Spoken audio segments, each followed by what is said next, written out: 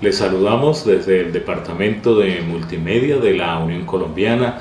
Nos es muy grato con ustedes compartir la lección de Escuela Sabática. En esta ocasión nos encontramos con el pastor Antonio Martínez, que es el presidente de la Unión Colombiana, el pastor Orlando Flores, presidente de la Asociación Central, y su servidor Samuel Becerra, director de Evangelismo de la Unión Colombiana. Así que vamos a implorar la bendición de Dios para estudiar esta importante lección. Eterno Padre que estás en el cielo, tu nombre sea bendito por los siglos de los siglos. Amén. Te damos gracias, Señor, por este tiempo que nos regalas para estudiar de tu palabra. Estamos estudiando en estas lecciones de escuela sabática cómo tus hijos han tenido que enfrentarse con reyes, con estadistas, y han demostrado la fidelidad a Dios. Han exaltado siempre tu verdad. Permite que cada uno de nosotros, que tu pueblo, levantemos la bandera del Evangelio y enseñemos la ley de Dios y el testimonio de Jesús. Acompáñanos, Señor, lo pedimos en el precioso nombre de Cristo Jesús. Amén. Amén. Estamos en la lección 24, cuando tenga oportunidad, y comienza diciéndonos allí en la nota que se permitió un rayo de luz a Félix desde el cielo. Era precisamente una oportunidad muy preciosa, pero en esta lección vamos a encontrar un ejemplo de dilación, de aplazar la decisión más importante de nuestra vida, de aceptar al Señor como nuestro Salvador, como nuestro Señor. Cuando Pablo razonó con él en cuanto a la justicia, la temperancia y el juicio venidero, tres temas muy cruciales, tres temas muy importantes en la predicación de Pablo y en la predicación de la iglesia. Esta fue la oportunidad que el cielo le concedió para que viera y abandonara sus pecados. La oportunidad de Félix y también las oportunidades que Dios nos brinda a cada uno de nosotros. Pero dijo al mensajero de Dios: ahora vete, mas en teniendo oportunidad te llamaré. Descendió o despreció mejor el último ofrecimiento de la gracia. Quiera Dios ayudarnos. Estamos en tiempo de gracia, estamos en tiempo oportuno, y que de esa manera aprovechemos las oportunidades que el cielo nos otorga. Vamos a tener al pastor Antonio con la primera pregunta, que nos dice: después que el apóstol Pablo fue milagrosamente salvado de la crisis violenta en Jerusalén, ¿a dónde fue llevado para ser juzgado? ¿Y cuál fue la primera pregunta del gobernador? Bien, recordemos que Pablo había emprendido viaje a Jerusalén, y aún en el camino el profeta Gabo había profetizado acerca de lo que ocurriría a Pablo en Jerusalén, ¿no? Colocándose su cinto, atándose con él, y aún así diciendo que así sería atado al dueño de aquel cinto. Y aún entonces, cuando llegó a Jerusalén, aún estando en la purificación con 7 varones, fue sorprendido también por los judíos, los cuales la resolución era matarlo. Pero en ese momento, como dice la pregunta, milagrosamente fue salvado porque Dios permitió que el tribuno lo tomara ahora a él para salvarlo de la muerte. Pero en este momento fue muy difícil la situación, en medio de todo, que Claudio Licia, que era el que estaba dirigiendo el tribuno, tuvo que enviarlo a Félix, el gobernador, ¿no? Y este estaba en Cesarea. En este momento nos damos cuenta de que entonces Pablo fue llevado a ese lugar, y una de las preguntas que se le hace a él, como dice la segunda parte de la pregunta, es: ¿cuál fue la primera pregunta del gobernador, ¿no? La primera pregunta fue: ¿de qué provincia vienes? Recordemos de que él ahora iba de Cilicia. Cilicia ahora se nos dice que era Palestina, y Cilicia estaban unidos a Siria, que en este momento era una provincia romana. En este caso podemos darnos cuenta de que Félix se dio cuenta de que aún Pablo iba de un lugar donde había una conexión con el mismo Roma, y por lo tanto vemos de que había una gran preocupación en el juicio aún que se le iba a hacer. Por lo tanto, vemos de que el gobernador aún no se preocupó tanto en el momento de juzgarlo, sino que actuó. Por lo tanto, es importante que nosotros podamos seguir avanzando en la pregunta segunda, ¿no? En la pregunta segunda Pero antes de pasar a la segunda, quería hacer una intervención en la primera, si me permite. Bueno, el título de la lección es Cuando tenga oportunidad.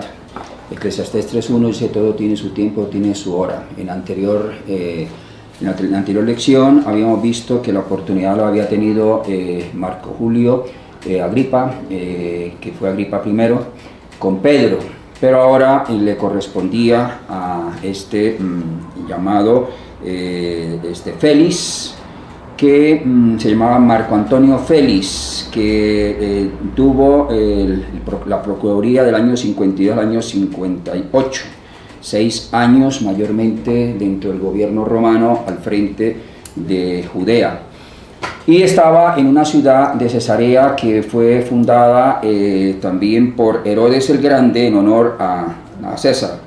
12 años, del año 25 a.C. al año 13. Era un puerto marítimo muy importante en honor al César.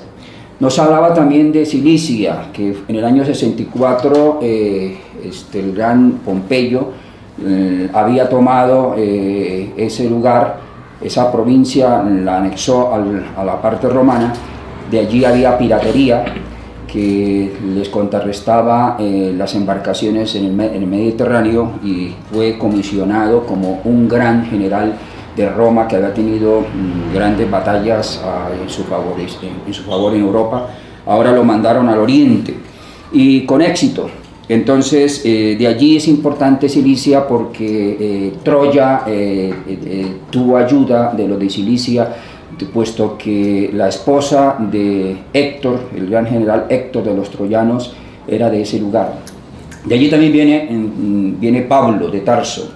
Entonces estas partes es interesante cómo ahora le llega el momento de que Pablo, un gran predicador, tenga ahora al frente a un procurador, Félix, que tenía como esposa, también tuvo 3 esposas, Drusila primera y Drusila segunda, que era judía. En este caso aquí se presenta con la segunda Drusila, y tuvo otra mujer después de la muerte de Drusila, que murió en el Vesubio en el año 79, en el volcán de Vesubio, allí en Italia. Entonces aquí encontramos que Félix tuvo la oportunidad de tener contacto con este personaje llamado Pablo, un gran personaje importante que nos va a mirar la lección en esta semana. Bien, es interesante entonces mirar de que ahora Pablo se enfrentaba a un juicio, ¿no? Y ya vemos que ese juicio estaba frente al gobernador Félix. Y la pregunta segunda nos dice qué acusaciones se hicieron en contra de Pablo. ¿Cómo intentaron los judíos corroborar sus acusaciones, incluso cuando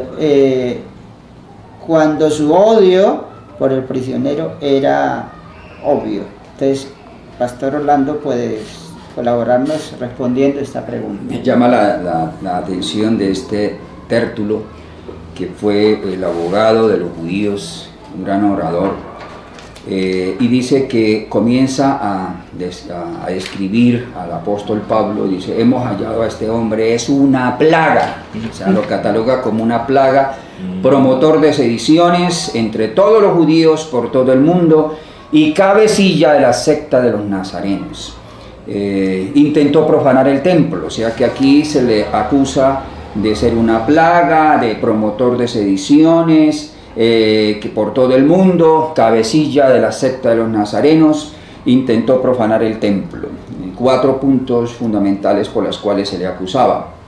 Y ahora entonces venían para informar de estas cosas y que le pudieran ceder a Pablo para ser juzgado de acuerdo al tribunal judío, pero dice que se dejó ver el odio. Y eso lo notó Félix, por encimita se dio cuenta que no hicieron dice la nota aquí, de hecho los apóstoles, la última parte dice, no hicieron ningún esfuerzo por ocultar su odio al preso.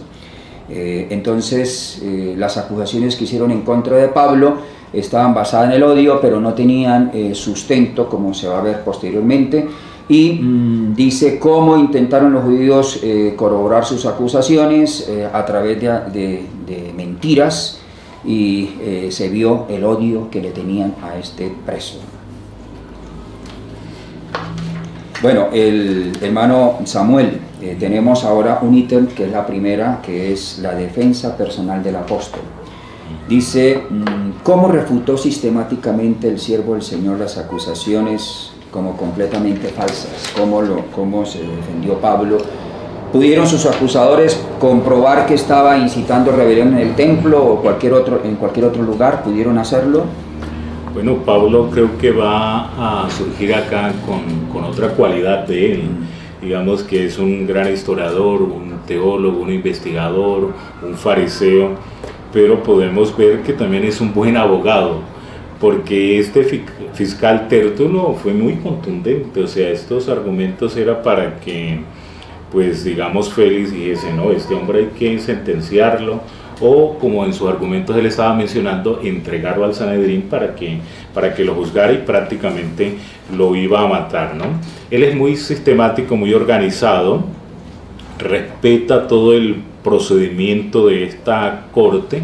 El gobernador da la señal, él espera ahí ese tiempo para que él hablase, y entonces respondió: porque sé desde que hace mucho eres juez de esta nación. Tértulo usó la adulación. Pablo está diciendo la verdad, está usando la realidad. Está diciendo, tú eres romano, aunque pues fue un esclavo, ¿no? Él ganó también este puesto por influencia, su hermano que era amigo de Nerón, un esclavo que también está tratando de actuar en tales circunstancias, ¿no? Pero le reconoce su puesto. Tú eres romano, pero conoces la ley judía, hace años que estás acá trabajando. Con buen ánimo haré mi defensa. Él entonces en primer lugar plantea dos argumentos. Él no disputó, ni está diciendo, ni amotinó. Yo no hice ninguna disputa en Jerusalén, yo no amotiné a nadie allá en esa ciudad tan sagrada, tan importante para el pueblo judío. Menciona, a propósito de estos argumentos, de que no había disputado, no había peleado, no había amotinado, no había hecho un conflicto para el pueblo judío, en tres lugares del escenario importantes para este pueblo. Dice, en el templo, donde estaban las actividades religiosas, ¿no? Donde había mucha gente, ahí no pasó nada. En las sinagogas, ya unos lugares más pequeños, 10 a 12 personas, allí tampoco yo hice nada en absoluto. En tercer lugar, o en la ciudad, en cualquier barrio, para nada he hecho nada. Y ya él llega entonces a una conclusión, después de presentar su argumento, de mencionar los lugares donde él no había presentado ningún tipo de rebelión. Dice, no hay pruebas para semejante acusación. O sea que todos esos argumentos quedaron derribados por el piso. Y dice también la nota, porque ninguna de estas acusaciones era verdadera, y este hombre, que conocía las leyes y las costumbres de los judíos, podía entonces emitir una sentencia. Pero ahí sigue el desenlace, y vamos a la cuarta pregunta. ¿Cómo describió su fe en Dios y las Sagradas Escrituras? Conforme a su firme convicción que sucedería en el futuro tanto a justos como injustos, y en su vida diaria, ¿a qué principio se ceñía el apóstol? Pastor Antonio. Muy bien, ahora vemos que Pablo hace su descripción, comienza diciéndole a aquel hombre gobernador que él le iba a hacer una confesión. Dice que su confesión era según cómo era su fe, y ahora dice que su fe estaba basada directamente en Dios, y también está basada en la ley y en los profetas. O sea que qué importante que nosotros comprendamos ahora de que en el tiempo de los judíos, pues la Biblia estaba dividida en tres partes, ¿no? Que eran el Pentateuco, que eran los 5 primeros libros que se le llamaba la ley, y también estaban los salmos y también estaban los profetas. Y entonces él le dice muy claramente que su fe estaba basada en Dios, pero guiado directamente por lo que en realidad los mismos judíos deberían estar guiados, que era la ley, o sea, las normas que Dios había establecido para ese pueblo, y también todo lo que los profetas decían. No era una fe que estaba basada en las creencias de Pablo ni en las tradiciones de los hombres, como sí lo hacían los judíos, y juzgaban según su convicción humana, pero Pablo le estaba manifestando que él ahora su convicción era directamente en Dios por medio de su palabra. Él se regía a la base fundamental, la cual debemos tener todo cristiano. Yo creo que este es un mensaje para nosotros. Nosotros nunca debemos regirnos en la vida por lo que nosotros pensemos, por lo que otros hombres creen, sino por lo que Dios nos manifiesta por medio de su palabra. Y en segundo punto, ¿qué sucedería en el futuro? Es la otra parte de la pregunta. Entonces Pablo presenta otro caso, y es que él habla de la resurrección. Él le presenta que su fe también está basada en el conocimiento que tenía de que un día el Señor iba a resucitar a todos los muertos, y que iba a resucitar a los justos, también a los injustos. Esto era como una reprensión, porque el mismo pueblo judío estaba dividido, ¿no? Y estaban entre los fariseos y los saduceos, porque los saduceos decían no haber resurrección. Y en este momento él estaba basando su fe, mostrando que él estaba completamente seguro de que dentro de la fe cristiana, entonces un día íbamos a tener la oportunidad de ser resucitados. ¿Y de ser resucitados para qué? Para que nosotros ahora podamos tener también la oportunidad de enfrentarnos a un juicio. En ese juicio, que ya se está llevando desde mucho antes, digamos, por cada una de nuestras obras, pero va a haber un juicio final en el que vamos a ser presentados ahora delante de Dios, no delante de los hombres, sino que vamos a tener un juicio que es Dios mismo quien va a presentar cada una de nuestras obras, y serán nuestras obras las que manifiestan cuál es el veredicto, cuál es la condenación que merecemos cada uno, o si nosotros nos hemos entregado al Señor, porque de igual manera esto nos enseña de que Pablo, como había tenido una experiencia con Cristo, él se había encontrado con el Señor, porque antes había sido también uno de los fariseos, uno de los mismos judíos perseguidores de la iglesia, pero ahora él había experimentado la entrega al Señor Jesucristo, y que ahora eso lo había llevado a convencerse de que él tenía que, no importaba la misma muerte, porque recordemos que él le dijo a los judíos, a las personas que lloraban cuando se profetizó que iba a ser atado, él le dice: no lloréis, porque yo estoy dispuesto aún a dar mi propia vida por el Señor. Entonces Pablo estaba convencido de estas tres cosas: que las escrituras eran la base, que la resurrección era parte del mensaje, y también que iba a ser enfrentada un juicio de cada hombre para que cada uno tuviera una buena conciencia. Entonces, que el Señor nos ayude. Sí, mi hermano. Quería volver a título cuando tenga oportunidad. En la pregunta anterior nos decía que habiendo hecho señal al gobernador a Pablo, entonces todo tiene su tiempo, tiene su hora, decía que es 3:1. Tiempo para hablar y tiempo para callar, y le llegó el momento a Pablo de poder hablar.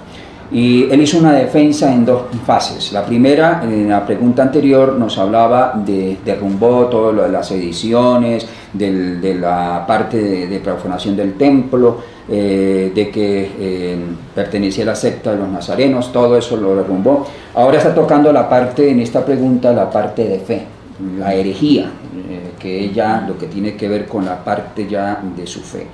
Entonces dice: esto te confieso, le comienza diciendo Pablo, que según el camino que ellos están llamando herejía, o sea, quienes los judíos llamaban que era herejía, sirvo al Dios de mis padres, creyendo todas las cosas en la ley y en los profetas, o sea, en lo que está escrito en la Biblia hebrea, teniendo esperanza en Dios, y toca la parte que ya fue tocada también de la resurrección de los muertos, como también de los injustos, justos, injustos, y hablaba de la conciencia que estaba delante de Dios y delante de los hombres la tenía limpia. Bajo esta premisa, entonces, él se defiende, y luego en la siguiente pregunta sigue retomando en la pregunta de la tercera, para ratificar y para dejar claro que no hay nadie quien pueda hacer oposición, o que le puedan demostrar lo contrario. Exacto. Bien, vamos entonces a proseguir adelante porque esta lección es muy importante. Vamos a avanzar para la segunda pregunta. Entonces vamos a tener la oportunidad con nuestro hermano Samuel para responder la pregunta: ¿comparecieron los judíos de Asia ante el gobernante para dar su testimonio? ¿Pudo alguien comprobar que había profanado el templo, enseñando herejías y fomentando desorden? Mi hermano Samuel. Bueno, entonces sigue el relato histórico, dice: pero pasados algunos años vine a hacer limosnas. O sea, Pablo está contando todo el historial, ¿no? Todo el proceso y cómo había estado allí en Jerusalén.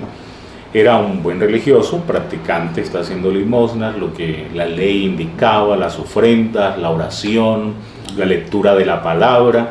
Miren que ahí está todo lo que es la espiritualidad, ¿sí? Claro. Ahí está la Biblia, la oración y las limosnas, ¿no? La práctica, la práctica que en el Sermón del Monte el Señor Jesús también habló de estas actividades religiosas. Dice que presenté ahí mis ofrendas, estaba en ello cuando unos judíos de Asia me hallaron purificado en el templo, no con multitud ni con alboroto. Me desploma toda la... ¿Cierto? Entonces él está quitando, no hay ninguna de estas acusaciones que están diciendo que yo soy un alborotador, que soy el cabecilla de esta secta de los nazarenos, y al hablar de Nazaret pues está diciendo, uy, pues es uno de los peores pueblos, es decir, ahí hay criminales, ahí hay asesinos y están vinculando a todos los creyentes, ¿no? Pues sería preocupante porque también sería vincular a Jesús levantado en Nazaret. Entonces, digamos, este también está impulsado por este nazareno, o sea que el cristianismo hay que acabar con él definitivamente. Ya respondiendo hacia las preguntas, dice que ellos deberían comparecer ante mí y acusarme si contra mí tienen algo. Pero pues como no tenían algo, no tenían argumento, no tenían bases, todo queda, el juicio ya, la sentencia está dada, él es absuelto, él no tiene nada que ver en este conflicto. O digan estos mismos si hallaron en mí alguna cosa mal hecha cuando comparecí ante el concilio. Es decir, que el mismo concilio judío que debe emitir esta sentencia, en este caso el Sanedrín, ¿no? Y se nos habla ahí de Ananías, ¿no? Como el sumo sacerdote y él como cabecilla también de los saduceos, aunque él dice que vino con uno de los ancianos, seguramente de estos mismos saduceos, porque Pablo friccionó o dividió a los saduceos de los fariseos, ¿no? Cuando les habló del tema de la resurrección, ya ellos comenzaron a pelearse entre ellos y Pablo de esta forma defiende la fe.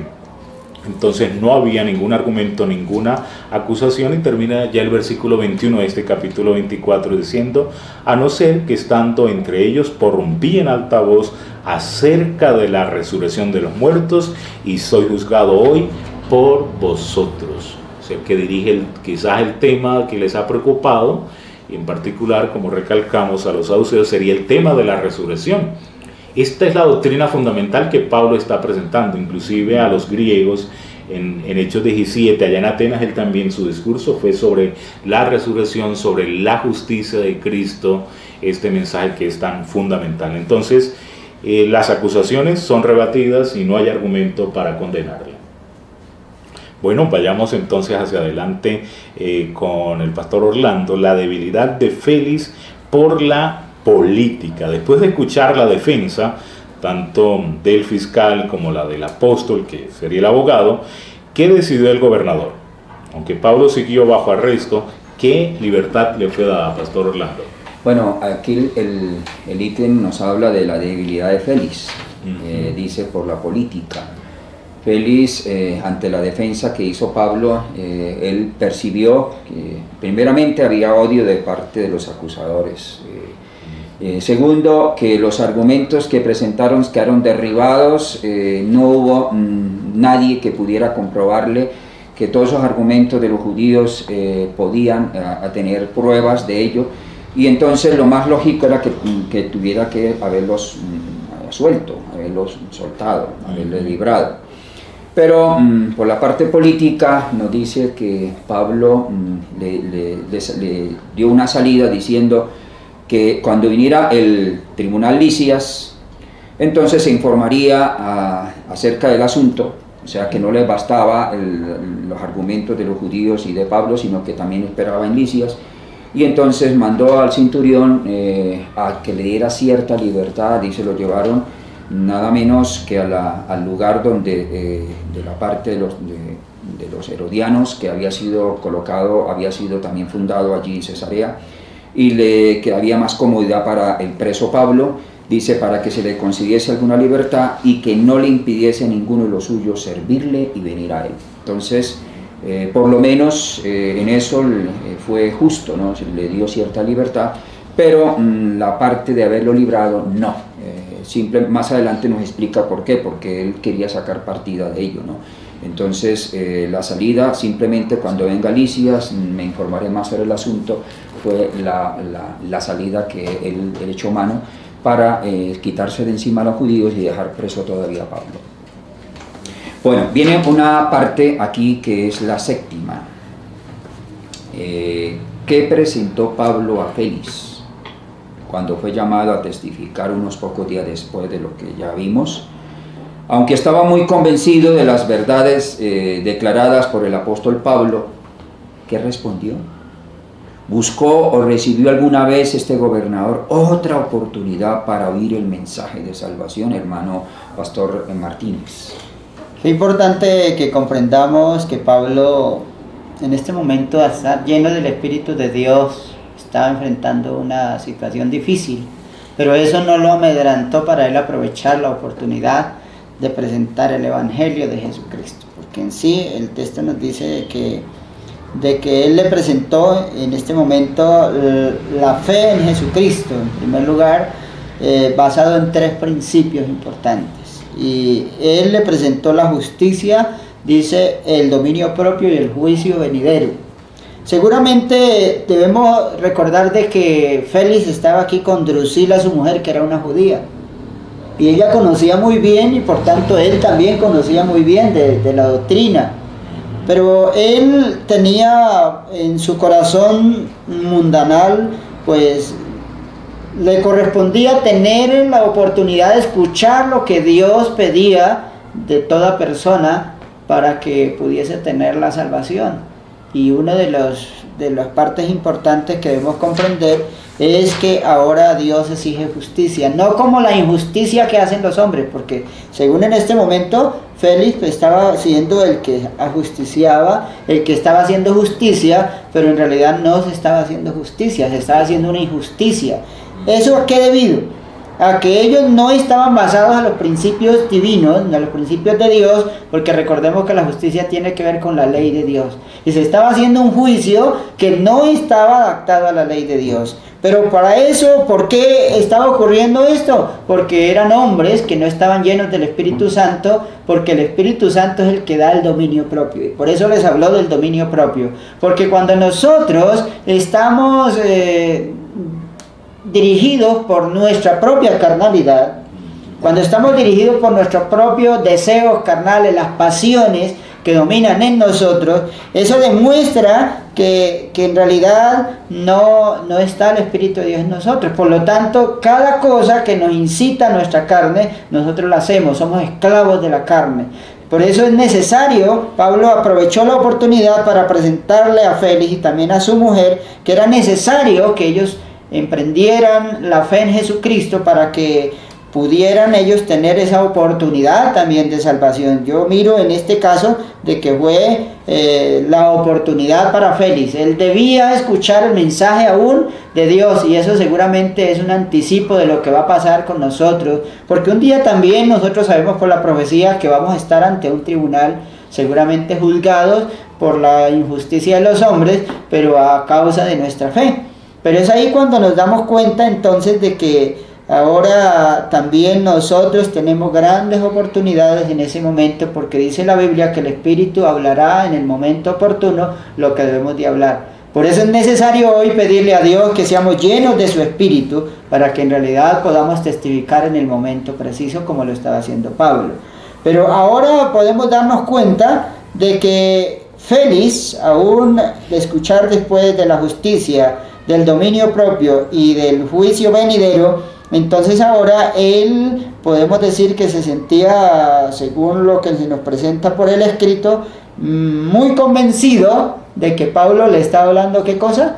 La verdad, que Pablo no estaba hablando nada que no fuera la revelación divina. Pero la pregunta que nos hacemos aquí es, ¿qué fue? O sea, aunque dice que él estaba convencido de las verdades declaradas por el apóstol, ¿qué respondió? Ahí es lo importante, porque esta es la parte que nos presenta el título. Podemos decir que es como lo que ya el título nos presenta. Cuando tenga oportunidad, como quien dice, ¿qué le dijo él? Entonces él le dice, cuando tenga oportunidad te volveré a escuchar. O sea, dejó pasar la oportunidad, porque siempre nosotros tenemos una oportunidad, pero esa era la oportunidad que Dios le estaba dando al gobernador, pero él la dejó pasar. ¿Por qué? Porque él estaba más preocupado por el soborno, porque él esperaba que Pablo en este momento le diera dinero, y seguramente esperaba tenerlo ahí porque él sabía que podía liberar a Pablo. Él sabía que según lo que Pablo estaba haciendo era un hombre correcto y era un hombre inocente, pero él lo quiso dejar congraciarse para dejarlo ahí, para obtener ojalá la oportunidad, porque lo que nos dice el texto es que después él venía constantemente para pedir hablar con Pablo, pero él no esperaba escuchar la verdad porque ya la había escuchado, sino que lo que esperaba era ver si Pablo le daba dinero. Pero Pablo no estaba preocupado por salvar su vida, sino que también el Espíritu Santo le había dicho en visión, cuando él fue tomado allá en los primeros atentados, esa noche le dice el Espíritu: Pablo, no temas, vaya, y así como has testificado en Jerusalén, también hágalo en Roma. Y él llevaba su seguridad de que él iba haciendo una obra, que iba siendo guiado por el Señor. Y ahí que es muy importante, mis amados hermanos, de que podamos comprender de que lo que presenta la nota en la parte final dice: pero en vez de permitir y que sus convicciones lo llevaran al arrepentimiento, trató de ahuyentar esas reflexiones desagradables. La entrevista con Pablo fue suspendida. Ahora vete, dijo, mas teniendo oportunidad te llamaré. Nunca más recibiría otro llamado de Dios. Qué terrible es cuando nosotros dejamos que la voz del Espíritu Santo que nos habla a la conciencia y la callamos. En este momento yo creo que es un llamado para todos nosotros, un llamado para la iglesia. Muchas veces Dios nos llama por medio de su palabra, por medio de un siervo, por medio de alguien que en realidad está siendo usado por el Espíritu Santo, pero muchas veces postergamos ese llamado y pensamos que dentro de un año, 10 años, o no hacemos la decisión, pero Dios está esperando que no dejemos pasar la oportunidad. Así, mi querido hermano, que en este momento Dios quiere darnos esa bendición de la salvación, y se la está dando a todos los que en este momento escuchen este mensaje a través de la internet, a través de la radio, en cualquier medio que lo escuchemos. No dejemos pasar esta oportunidad, porque el Señor nos ama y quiere darnos la salvación. Amén. Yo quisiera tocar la parte del estudio adicional, donde dice que Pablo trató de dirigir los pensamientos de los oyentes hacia el gran sacrificio hecho por el pecado.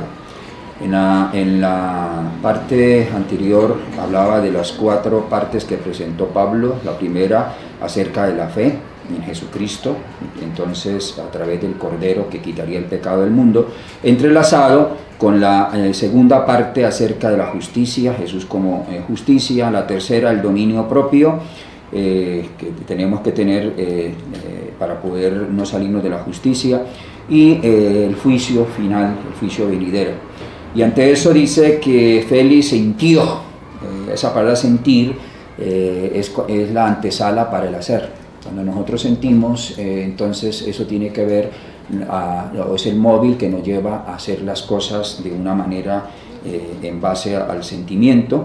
Pero ahora, a pesar de que sintió la influencia del Espíritu a través de la palabra de Pablo, dice que ya se fue mencionado: vete, cuando haya tiempo te volverá a llamar. Todo tiene su tiempo, tiene su hora. A este le llegó el tiempo de aceptar, pero lamentablemente no aprovechó. Entonces dice que Pablo presentó el gran sacrificio hecho por el pecado. Presentó entonces a Cristo como la realidad, prefigurada por todas las ceremonias.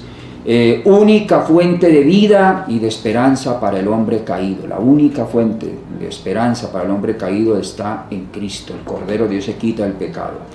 Y dice Cordero de Dios que había de quitar el pecado del mundo. Cuando el Señor presenta una evidencia tras otra y una luz añade otra luz, pero vacilación y tardanza fue lo que llegó, fue el resultado en el corazón de este Félix, donde resulta cada vez más difícil aceptar la luz del cielo y finalmente parece imposible ser impresionados por las amonestaciones y la advertencia. Y vete, cuando haya tiempo te volveré a llamar. Y nunca más llegó el tiempo. Ojalá que nosotros no nos pase igual que Félix, que desaprovechemos las oportunidades, porque el título es Cuando tenga oportunidad. Todos tenemos oportunidad, pero si las desaprovechamos corremos un gran riesgo, así como los antidiluvianos no aceptaron los 120 años de predicación, y cuando el ángel cerró la puerta solamente un ángel podía abrirla. Muy pronto el tiempo de gracia concluirá y cada uno quédese como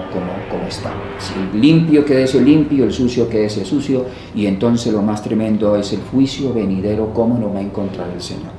Que el Señor nos bendiga para que podamos nosotros permitir la obra del Espíritu Santo que opere y que dé el resultado una conversión, una entrega a Jesús de Nazaret. Amén. Entonces vemos en este capítulo cómo termina Hechos 24 con este sermón apropiado, hablando de las condiciones de su auditorio, hablando a Félix, hablando a Drusila. Es un llamado a su corazón. Vemos que Félix hasta tiembla, ¿no? Se llenó de terror, fue afectado, pero no pasó de ahí. A veces también en nuestros auditorios, en algún evento, la gente puede llorar, conmoverse, pero el hecho es los cambios, qué decisiones, porque el arrepentimiento es dolor por el pecado y abandono del mismo, ¿no? La decisión fue equivocada. Dios nos ayude para que tengamos decisiones acertadas, y vamos a pedir en oración al Señor que nos bendiga. Este es el tiempo de oportunidad, este es el tiempo de aceptar a Jesús, de hacer compromisos con Dios, de consagrarnos al Eterno. Pastor Orlando. Gracias, querido Señor, amante Padre, estamos ante ti, también delante de los que a través de este medio nos están escuchando y viendo.